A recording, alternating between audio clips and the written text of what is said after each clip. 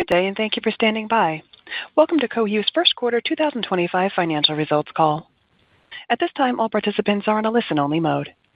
After the speaker's presentation, there will be a question-and-answer session.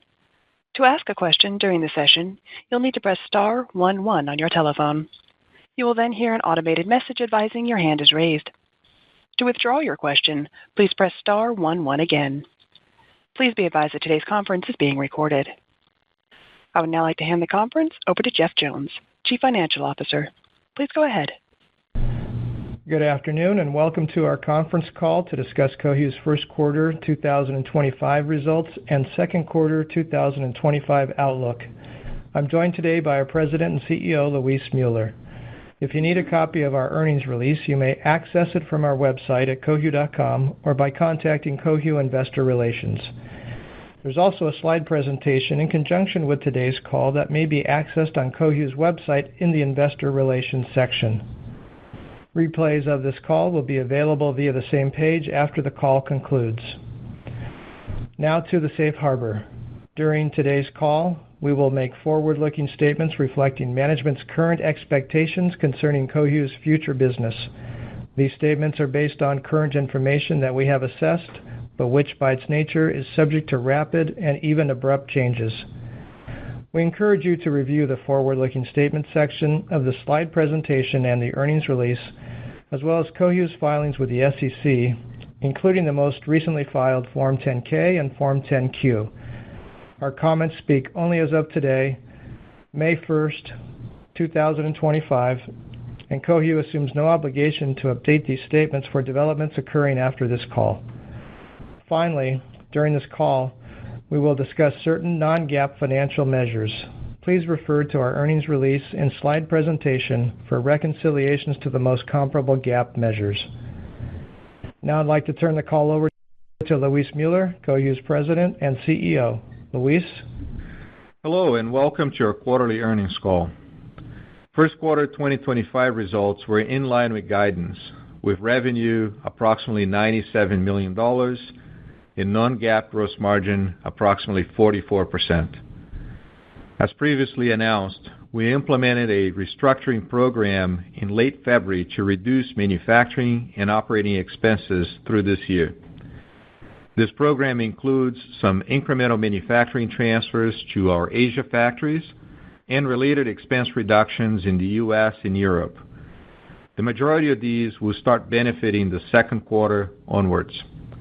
Jeff will provide more details as part of our financial results later. Our revenue was split 63% recurring and the balance systems. Systems revenue increased sequentially in automotive and consumer segments, although offset by declines in computing, industrial, and mobile. Estimated test cell utilization at the end of March was down 1 point quarter over quarter to 72%.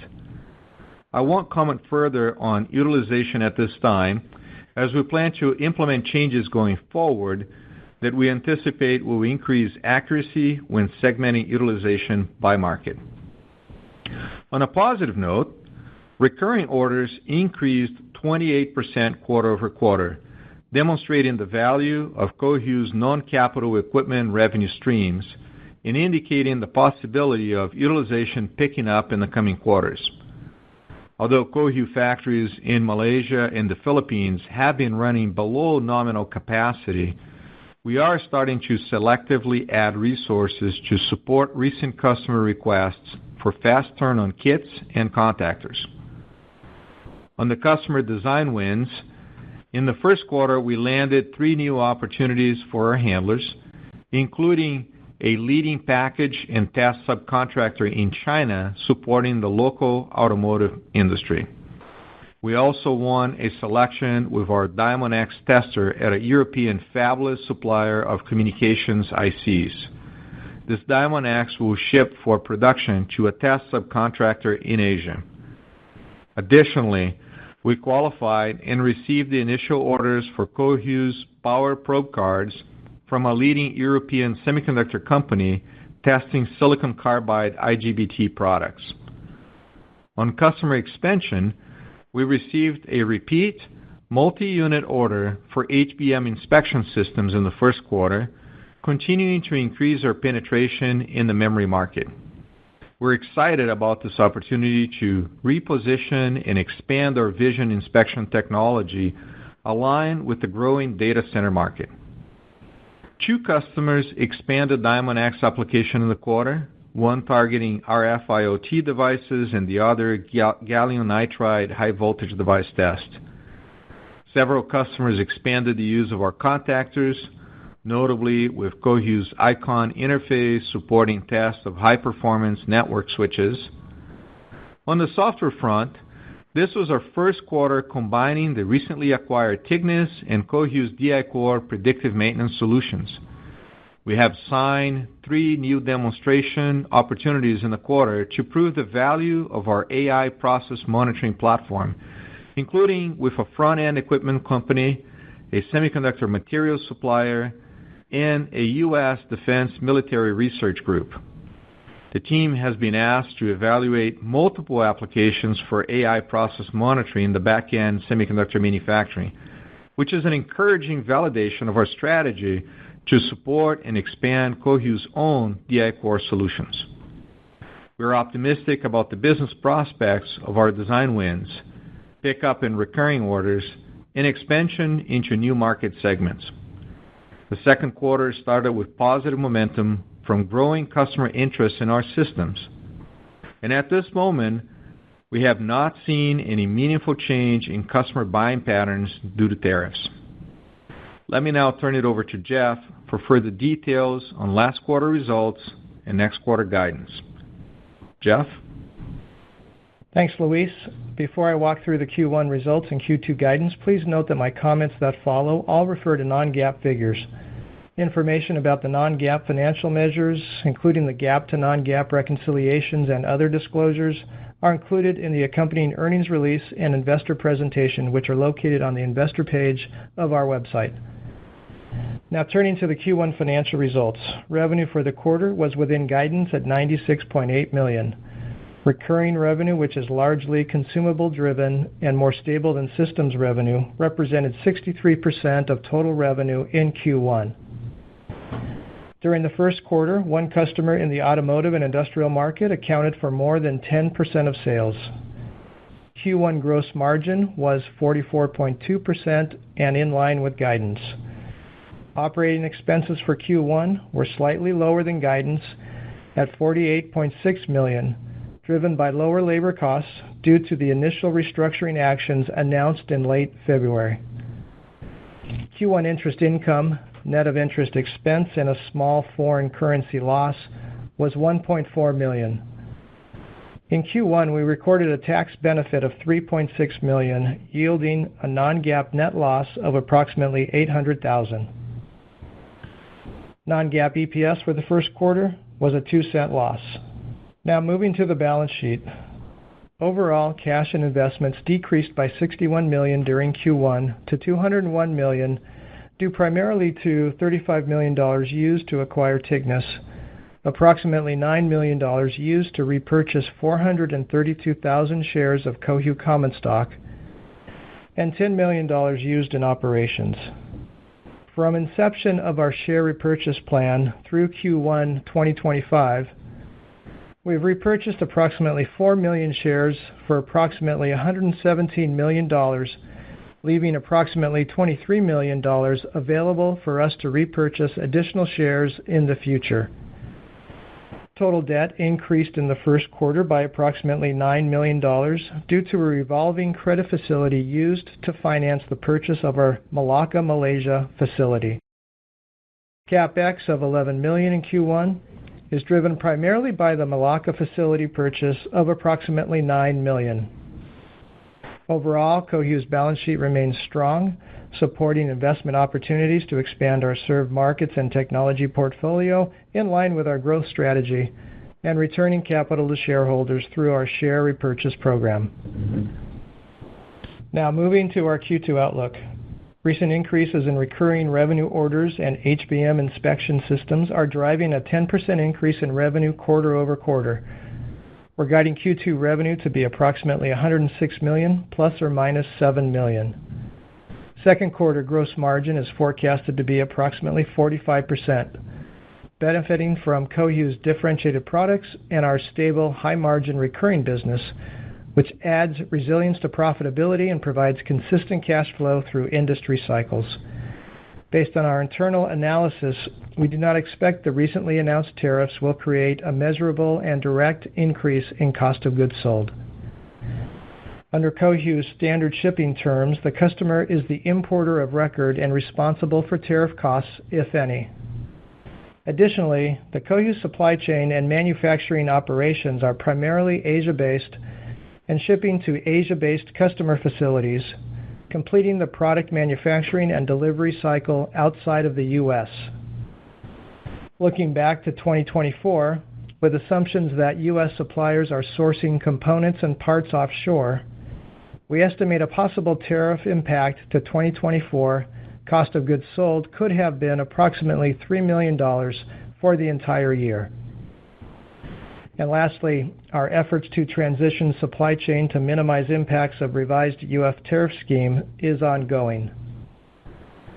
Q2 operating expenses are forecasted to be approximately $48 million, about $500,000 lower than Q1, realizing increasing cost savings from the mid-Q1 restructuring actions. Once the full impact of the restructuring plan has taken effect in the beginning of 2026, we expect quarterly operating expenses to be approximately $47 million per quarter when revenue is approximately $100 million. We're projecting Q2 interest income, net of interest expense, and foreign currency impacts to be approximately $900,000 at current interest rates. The Q2 non-GAAP tax provision is expected to be approximately $1.6 million. The basic share count for Q2 is expected to be approximately 46.7 million shares. That concludes our prepared remarks, and now we'll open the call to questions. As a reminder, to ask a question, please press star 11 on your telephone and wait for your name to be announced. To withdraw your question, please press star 11 again. Please stand by while we compile the Q&A roster.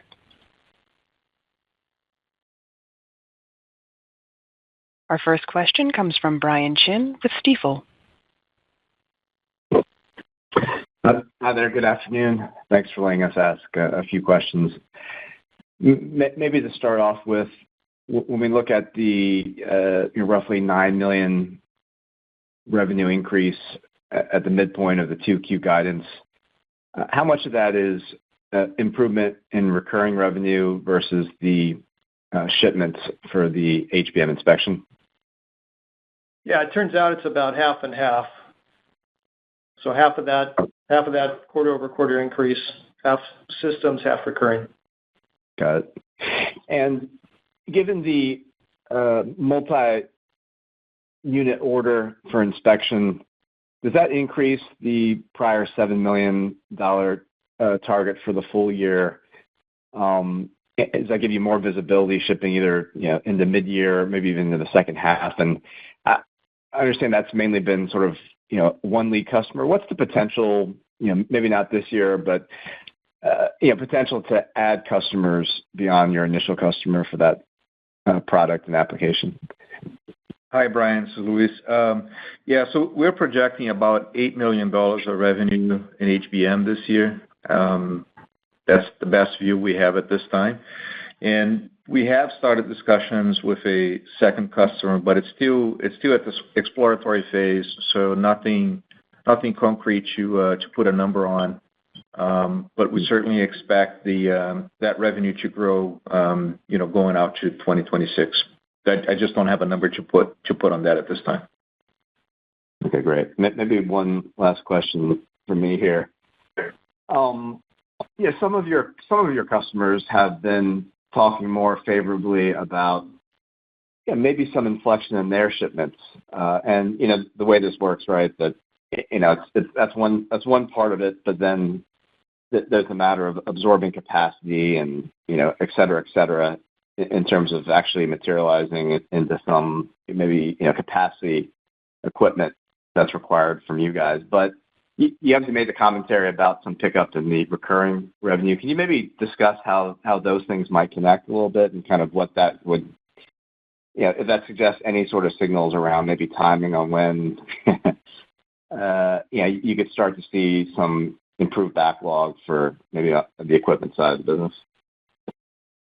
Yeah, I mean, that's the expectation, right? We should see, when we see a pickup in recurring, we should naturally expect to see an improvement in utilization. So I think we'll be watching pretty closely here in the next quarter to see if utilization levels go up, if it matches the segments that we're seeing the pickup in recurring and the magnitude of that pickup in utilization. I think that would be more indicative of the trend or confirmation of the trend for when to expect sort of capital equipment demand increases again, right? With that said, I think if you look back in history here, this is our first quarter in about 3.5 years now that we're guiding the quarter up year over year. So if you look at Q2 of 24 versus Q2 guidance year of 25, revenue is up sequentially, and the last time that happened was Q3 of 21. So, we got to see a little bit more of utilization pickup, like I said, continuation of recurring pickup to call it a solid trend, but it's a positive sign and certainly a noticeable turn of the corner. Great. Thank you. Our next question comes from David Dooley with Steelhead Securities. Oh, thank you for taking my question. I was wondering, in what segments are you seeing the pickup in the reoccurring orders that you mentioned? Hi, Dave. The recurring order pickup is predominantly in the mobile segment. Okay. And is it broad-based, or is it just really with one or two customers, or how would you describe the depth of it? In this case, it's actually fairly concentrated, Dave. It's fairly concentrated. I'm just going to leave it at that. Okay. And could you just elaborate a little bit more to one of the comments you made on the power probe card design win for SiC, and just talk about how you won that business and what the opportunity for the revenue stream there is this year and next year, or what we should expect? Sure. We have introduced this product in second half of 24.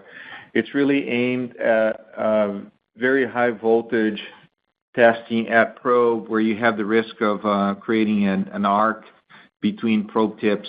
And so we have sort of a unique technology, a patent technology on how to enable multi-site testing of high voltage die applications, which in this case is silicon carbide. We had a qualification win, I believe it was at the end of 24.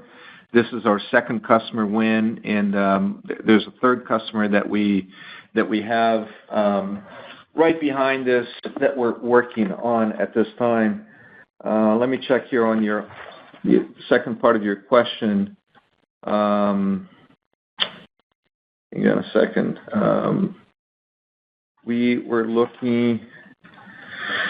I think we're looking at this application having, on this customer win that we had here, this opportunity is about a $2 million a year opportunity. How much is that going to happen this year? Just given timing, qualification, production ramp, I would say definitely a fraction of the $2 million on this one customer. But that's about the size on a per customer base. The other customer that we won, the one that we're working in, they're about similar sizes. So it's sort of a $2 million a year per customer, give or take, opportunity. Okay. And then finally for me is one of your other prepared remarks about winning some handler business in China. Could you elaborate, what that represents, and is that market share wins, or how would you describe this, and what's the application? Thanks. Sure. Yeah, it's a fabless customer in China, in the automotive space. They're outsourcing it obviously to a test house also in China.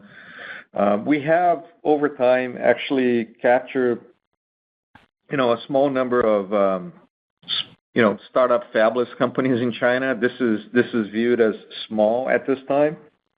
But if I extract and I go beyond this particular customer, the collection of all design wins I talked about for Q1, we tally it as a $6.5 million of orders that we got that we expect to ship throughout this year, with a potential total revenue of $18 million a year.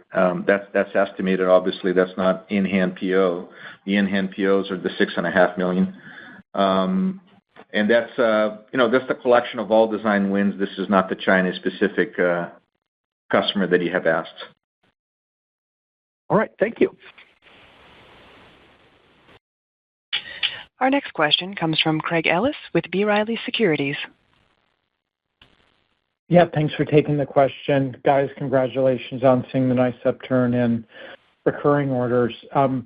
Luis, I was hoping we could just spend a little time looking beyond 2Q and what is a nice guide, and to your point, the first in a long time that's up year-on-year. As you talk to your customers across your different end markets on both the systems and the recurring side of the business, how are they thinking about their needs for systems and recurring products in the back half of the calendar year? Are they thinking that we'll need to see a step up in system deployment as we go into 3Q and recurring in 4Q with a more seasonal 4Q off of that? Or what kind of indication are they giving you, and what are they telling you to get ready for in your production facilities beyond the current 2Q? Yeah, great question, Craig. I'd say two things. First of all, and I said this in my prepared remarks, we started the second quarter with a positive momentum. We have seen really a pickup in interest in our systems and system orders. With that said, I think we're all in this space a little cautious right now in trying to understand, look, we haven't really seen any meaningful change in customer buying pattern due to tariffs. With that said, I think we're cautious, and we want to remain cautious and not get ahead of ourselves. So we're not gonna say a ton about third quarter and beyond, other than to say we still expect this to be a year-over-year growth year for Cohu. And at this point, we feel that consensus estimates for us are in a good place for the second half of the year, and we're going to leave it at that until we gain more visibility into what's happening. I might also add that our lead times for our systems are still, except for the exception of a couple of specific configurations, are within a quarter, and so customers generally aren't showing their hand more or less more than one quarter at a time here. That's helpful, guys. And then the follow-up question goes back to the point you made about monitoring industry utilization, Luis, and I won't ask you for numbers, but what I would appreciate better understanding is when you look at the system that was in place that you had, what did you think that was missing? What are you trying to fix, and what are you trying to get to in the future? Just help us understand the to and from without all the numbers in between. Okay, and I'll give you a couple more data points here, Craig. Thank you. So as I said, utilization closed the quarter at about 72%. IDMs were about 70%, and OSATs about 73%. What we're trying to refine is the distribution of utilization now down to auto and industrial, computing, mobile, consumer applications. We have a methodology to do it. I think it's a little coarse, and we intend to refine it. We have the means to refine that a little bit better. I don't know how that's going to be comparable to the prior methodology. We haven't ran that through yet entirely. So I'm avoiding breaking down utilization by end market at this time until we get a better handle on the new methodology. But that's not going to affect the total utilization nor utilization by IDMs and OSATs. So I'm comfortable stating that as it is at the end of Q1, and we'll see where that is at the end of Q2. Those are going to be comparable quarter-over-quarter still. That's helpful. And then if I could sneak in one more before I go back in the queue. It sounds like the Tingdis acquisition is integrating well and that's on track with your expectations, Luis. Anything else you'd like to say about that and how we should think about, the coming next couple quarters and then what might be possible for that business in 2026? Thank you. Sure. Yeah. I mean, so far, only one quarter or less than a quarter behind us, right? We basically have, I think, 10 or 11 weeks of integration at the quarter end because we closed it at mid-January. Yeah, it's pretty interesting to see the level of interest from our customers. That business was not necessarily focused on the back end. So what they booked in the first quarter was still things that were in play at the time of the acquisition, so to speak, a front-end company, a materials supplier to semiconductor manufacturing, and a research group within the U.S. military. But at the same time, in the last quarter, there has been a flurry of requests for meetings all over the globe here. So people have been traveling and holding up interactions with customers in various countries. The activity level has picked up a lot, and we got to be careful now how much we bite all at once. What do you expect for 2026? Well, if this momentum continues, I'm pretty excited about it, but we don't have a number to say. We have to take these activities down to paper plans, specifics, business plans by customer, and then see what we're gonna embrace to create numbers that we can tag in more precisely for 2026. So I don't want to get ahead of myself, but it is pretty exciting. Do you think you'd be at that point when we talk again at the end of July or early August, Luis, or would it take longer than that? I would give it about another 6 months, Craig. I'm expecting more towards the Q3 earnings time frame to be discussing numbers for software. Okay. So maybe around Semicon West. Okay. Thank you very much, guys. You're welcome. Our next question comes from Charles Shi with Needham. Hey, good afternoon, Luis and Jeff. I want to go back to the recurring order, the pickup. Sounds like it's predominantly mobile and fairly concentrated to a small number of customers.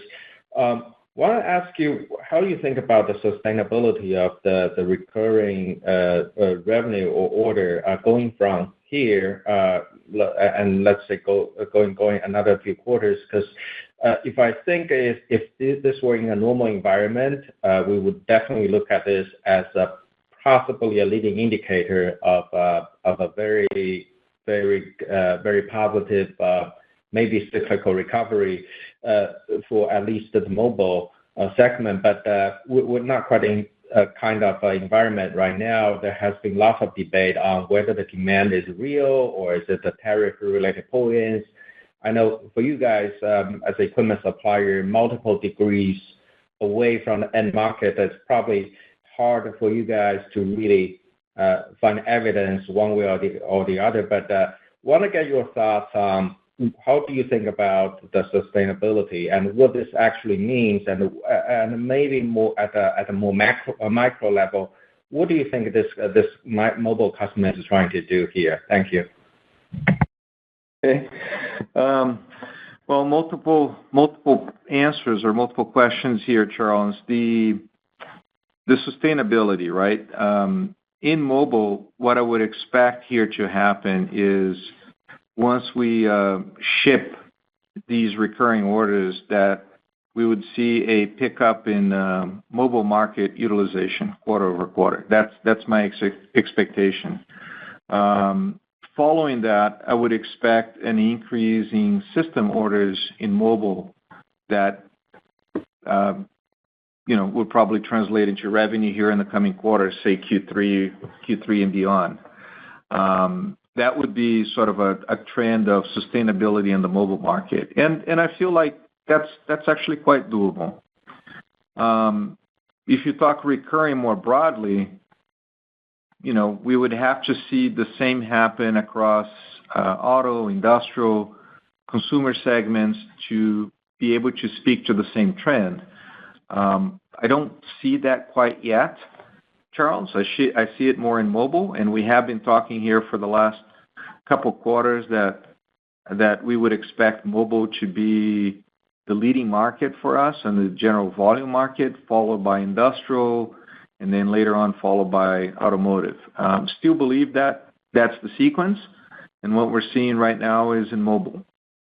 As far as tariff pull-in, your question about tariff pull-in, I really don't believe this is a tariff pull-in, because if you just look at the window of time that everybody has against the sort of the current exemptions and tariff rates to supposedly change back up again to a higher level, and the timing of shipments of these recurrings, I have a hard time believing that they can actually make any meaningful change until sort of midsummer time.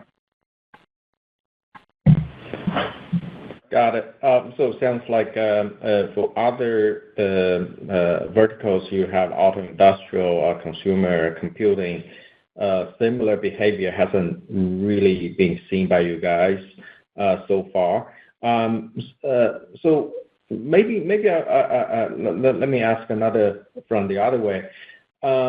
For the remainder of the year, I mean, you kind of gave some color about the Q2, right? That the incremental revenue dollar, half of that is from system, half of that is from recurring. Sounds like you're holding, maybe shift the mix of recurring will come down slightly, mix of system come up slightly. But for the remainder of the year, what's your best guess based on the trend right now, where the system versus recurring revenue as a percentage, the mix could be as we go into the second half of the year? Thank you.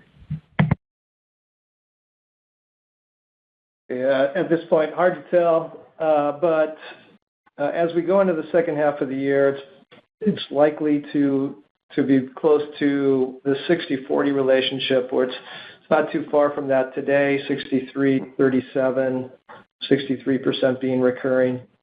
So it's probably going to maintain somewhere close to that 60-40, give or take, a couple hundred basis points. Thanks, Jeff. Our next question comes from Robert Mertens with TD Cowen. Hi, this is Robert Mertens on for Chris Ankar. Thanks for taking my questions. I guess just the first one, and I don't want to get too hung up on it because we've touched upon it, but in terms of test cell utilization rates, do you typically see different order patterns between OSATs and IDM customers from a test cell utilization perspective? Does one see their uptick in demand earlier in the cycle? Or is it sort of based on these end markets that you're exploring and will provide more information next quarter? Hi, Robert. No, uptick in buying is usually dictated by utilization, regardless if you're an OSAT or IDM. Nevertheless, through different cycles of the industry, we've noticed that the OSATs tend to drop utilization, start the down cycle, but they also tend to start the up cycle.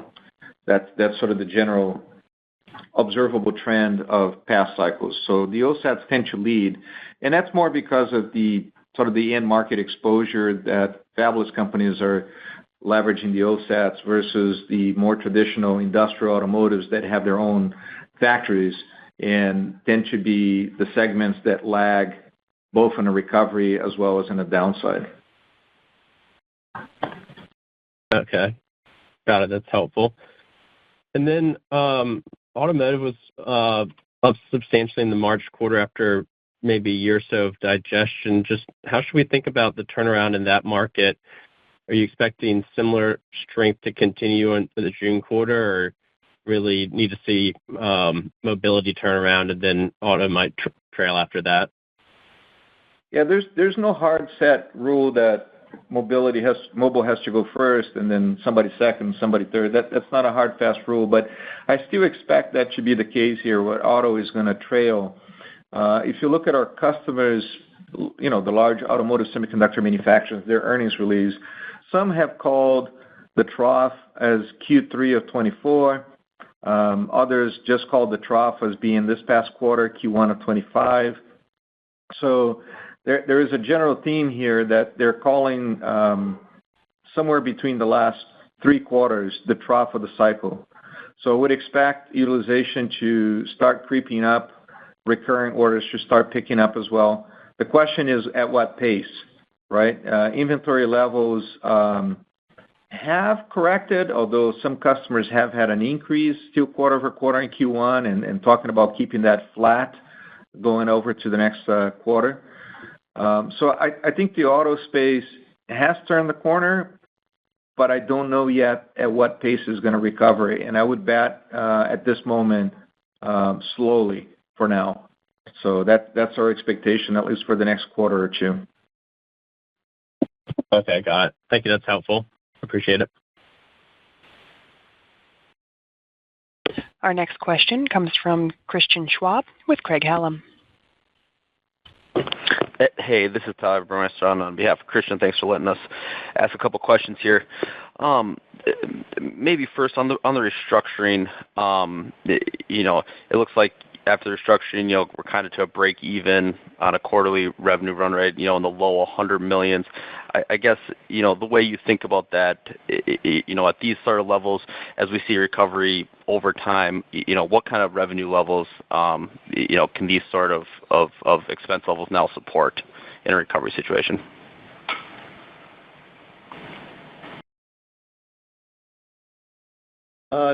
So you're asking from an OpEx standpoint, Tyler? Yeah, essentially from an OpEx standpoint. Yeah, so after we see full benefit of the restructuring, and if revenue is at this $100 million level, we'd expect OpEx to be around $47 million. And then as that revenue grows, and let's just call out $130 million a quarter, we'd expect OpEx to be about $49 million.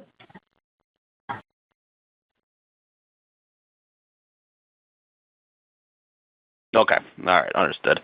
And maybe a little bit of housekeeping on the model, Jeff. On taxes, the benefit in the quarter, I guess a little more color what that was exactly, and then, maybe level set us going forward. You said $1.6 million in Q2. Is that what we should kind of be thinking about as kind of a fixed run rate until we see revenue and profitability accelerate from here? Yeah. So in the first quarter, we did have a non-GAAP tax benefit. We had a tax loss, and we did have a tax benefit of $3.6 million. So based on revenue and the guidance, Q2 was looking like a small profit, but our effective tax rate is high at this sort of break-even level, if you will. The effective tax rate was a little bit wacky. So the rate becomes in the 90% range of book pre-tax income. So I would carry that 90% into the second half as well. I'll give a guidance update, obviously on the next call, but that's what I would run with for now. Perfect. Very helpful. And then, last one, maybe on capital allocation. Cash did come down in the quarter, but still at a pretty substantial level here, I guess. Are we still potentially looking at other, kind of strategic tuck-in M&A opportunities out there? Any thought about an accelerated buyback or raising that given the level of the stock price down here? Any commentary on capital allocation would be great. Thanks. Yeah, you bet. Sure. Yeah, the review of the acquisition funnel is sort of what's in our blood. It's part of our normal process, so that process continues. From a buyback standpoint, our stated goal for 2025 was to offset dilution from our equity compensation plans. We were able to do that in the first quarter with the buyback of 432,000 shares. So at least for now, it's a pause on buyback. That obviously could change, at a moment's notice. But for now, for Q2 anyway, the posture is pause on the buyback. Sounds good. That's all for us. Thanks, guys. Thanks, Tyler. That concludes today's question and answer session. I'd like to turn the call back to Jeff Jones for closing remarks. Thank you. And before we sign off, I'd like to note that we'll be attending the following investor conferences over the next 2 months. And those conferences are the B. Riley Securities Institutional Investor Conference on May 21st in Los Angeles, the TD Cowen TMT Conference on May 28th in New York City, the Stifel Cross Sector Conference on June 3rd in Boston, and the Baird Consumer and Technology Conference on June 4th in New York City. So if you plan on attending any of these conferences, please reach out to your conference contacts or let me know, and we'll arrange for an in-person one-on-one meeting. That's all for today. Thank you again for joining the call, and we look forward to speaking with you soon. This concludes today's conference call.